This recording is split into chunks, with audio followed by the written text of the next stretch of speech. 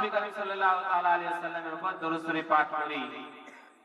তো বেরাদারে মিল্লাত ইসলামিয়া একটি দরুদ শরীফের ব্যাপারে একটু ছোট্ট করে ওয়াকিয়া বলবো, এতে আমার বক্তব্য ইতি করে দেব। বেরাদারে মিল্লাত ইসলামিয়া এক জামানায় বানি ইসরাইলের জামানায় হযরতে খাজা হাসান বসরি রাহমাতুল্লাহ আলাইহি তিনার দরবারে যেন একটি মহিলা যায়। যাওয়ার পরে সেই মহিলাটা বলে, এ হযরতে খাজা হাসান বসরি, তুমি শুনো যে আমার এই দুনিয়ার মধ্যে কেউ নাই, আমার এই দুনিয়ার মধ্যে যেন আমার স্বামীও বেঁচে নাই, আমার এই দুনিয়ার মধ্যে যেন কোনো ছেলে নাই, আমার এই দুনিয়ার মধ্যে একখানা কন্যা সন্তান ছিল, সেই কন্যা সন্তানটা যেন ইন্তেকাল করেছে। সুবহানাল্লাহ। তার কন্যা সন্তানটা যেন ইন্তেকাল করেছে। বলে, এ হযরতে খাজা হাসান বসরি রাহমাতুল্লাহ আলাইহি,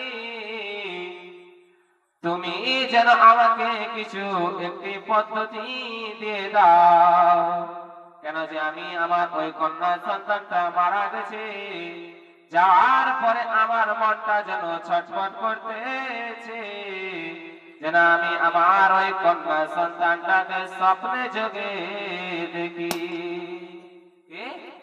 স্বপ্নে যোগে দেখি। তখন হযরতে খাজা হাসান বসরি রাহমাতুল্লাহ আলাইহি বললেন, এ মহিলা, তুমি শুনো, তুমি তোমার সন্তানটাকে যখন দেখতে চাও তাহলে তুমি এখান থেকে গিয়ে বাড়িতে যাবে। যাওয়ার পরে তুমি বাড়িতে গিয়ে ঈশার নামাজের পরে 2 রাকাত নফল নামাজ আদায় করবে। ওই নফল নামাজের মধ্যে সূরা ফাতিহা পাঠ করবে এবং সূরা ফাতিহার পরে আলা হাকুমুত তাকাসুর এই সূরাটি পাঠ করবে। এই সূরাটি পাঠ করে পরে নামাজ যখন হয়ে যাবে আপনার, তখন আপনি যেন দুরূদ শরীফ পাঠ করতে করতে ঘুমিয়ে যাবেন। দুরূদ শরীফ পাঠ করতে করতে ঘুমিয়ে যাবেন। তখন ওই মহিলাটা যাওয়ার পরে 2 রাকাত নামাজ আদায় করতেছে।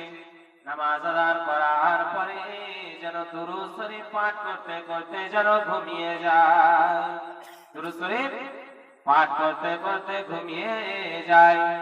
ঘুমিয়ে যাওয়ার পরে তখন তার মেয়েটাকে যেন স্বপ্নে জেগে দেখছে, তার মেয়েটা যেন জাহান্নামের আযাবের মধ্যে মুবতালা রয়েছে, তাকে জাহান্নামের শিকল দিয়ে বাঁধা রয়েছে, তাকে জাহান্নামের মুকুট পরিয়ে দেওয়া হয়েছে।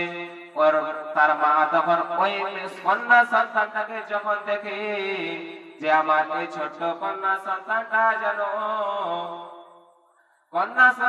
যেন জাহান্নামের আযাবের মধ্যে লিপ্ত রয়েছে, আমার মন যেন ছটফট করতেছে। তখন হযরতে খাজা হাসান বসরির দরবারে আবার ওই মহিলাটা ঘুরে গেলেন। ওই মহিলাটা আবার হযরতে খাজা হাসান বসরি রাহমাতুল্লাহ আলাইহির দরবারে ঘুরে গেলেন। যাওয়ার পরে হযরতে খাজা হাসান বসরিকে বলে, এ হযরতে খাজা হাসান বসরি, আমার যে কন্যা সন্তানটাকে আপনি এরকম ভাবে দেখার কথা বলেছিলেন, সেই কন্যা সন্তানটাকে আমি যেন দেখি, তো আমার কন্যা সন্তানটা যেন জাহান্নামের আযাবের মধ্যে মুবতালা রয়েছে, এখন কি করা যায়? তখন হযরতে খাজা হাসান বসরি বলল, এ মহিলা, তুমি যাওয়ার পরে কিছু পয়সা যেন মাদ্রাসা এবং মসজিদে গিয়ে যেন দান করে দেবে। কিছু পয়সা মাদ্রাসা এবং মসজিদে গিয়ে দান করে দেবে। তখন ওই মহিলাটা যেন হযরতে খাজা হাসান বসরির কথা শুনে আবার চলে আসেন বাড়িতে। আসার পরে তখন সেই মহিলাটা যেন কোনো মাদ্রাসা এবং মসজিদে টাকা দান করে দেন। দেওয়ার পরে তখন হযরতে খাজা হাসান বসরি একদিন আবারও শুয়ে রয়েছে। তখন হযরতে খাজা হাসান বসরি ওই বাচ্চাটাকে দেখে যে সেই বাচ্চাটা আমার জান্নাতের মধ্যে যেন ঘোরাফেরা করছে এবং জান্নাতের লিডার এবং জান্নাতের মধ্যে ঘোরাফেরা করছে এবং জান্নাতের কুরসির মধ্যে বসে রয়েছে। তখন হযরতে খাজা হাসান বসরি বলল, এ মা জননী, তুমি তাহলে ভুল দেখেছো। তখন বাচ্চাটা জবাব দিয়ে বলে, না হুজুর, আমার মা যেন আমাকে ঠিকই জাহান্নামের মধ্যে দেখেছিল, আমার মা আমাকে ঠিকই জাহান্নামের মধ্যে দেখেছিল। এখন এই কবরস্থান দিয়ে এক আল্লাহর নেক বান্দা যেন ওই কবরস্থান দিয়ে হাঁটতে হাঁটতে যায়, যাওয়ার পরে দেখতে ওই আল্লাহর নেক বান্দাটা যেন দুরূদ শরীফ পাঠ করতে করতে যাচ্ছিলেন। আল্লাহ রাব্বুল আলামিনের দয়া হয়ে গেল।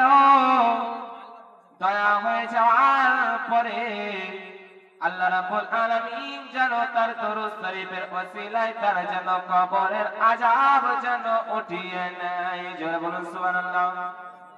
একবার দুরূদ শরীফ পাঠ করুন। আল্লাহুম্মা সাইয়্যিদানা মাওলানা মুহাম্মদ ওয়া আলি সাইয়্যিদানা মাওলানা মুহাম্মদ। একটু বাংলা থেকে গজল বলি, শুনুন আপনারা। কেউ কাটিবে ঝাড়ের বাস, কেউ বলিবে সর্বনাশ, কেউ বা আবার করবে গরম পানি মা জননী। যেদিন তোমায় ছেড়ে যাব আমি মা জননী,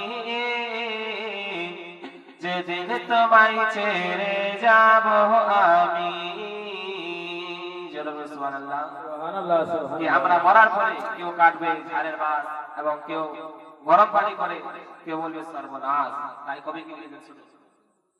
কেউ কাটিবে ঝাড়ের বাস, কেউ বলিবে সর্বনাশ, কেউ বা আবার করবে গরম পানি মা জননী। যেদিন তোমায় ছেড়ে যাব আমি,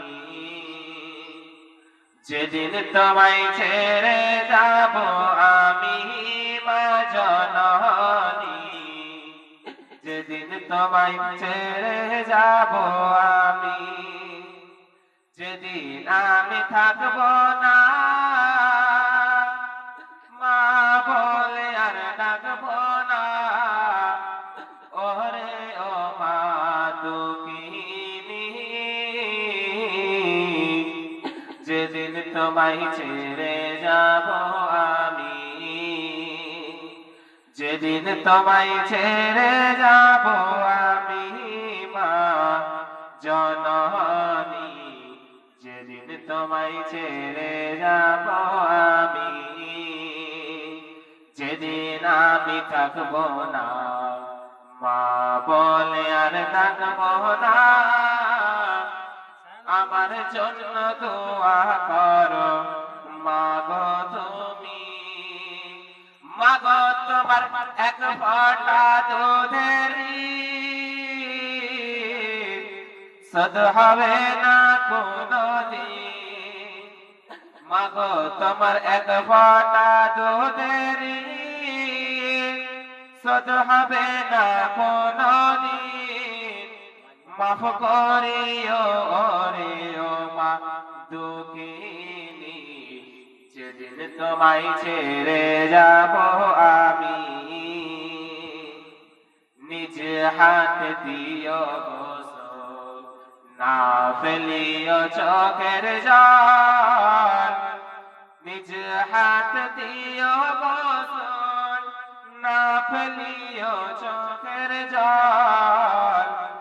আমার জন্য দোয়া করো মা গো তুমি। তোমার কল খালি করে নিয়ে যাবে আমায় অন্ধকার কবরে।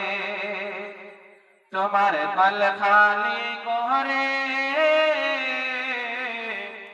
নিয়ে যাবে আমায় অন্ধকার কবরে। পারলে দিও আল্লাহ রাসূলের বাণী মা জননী।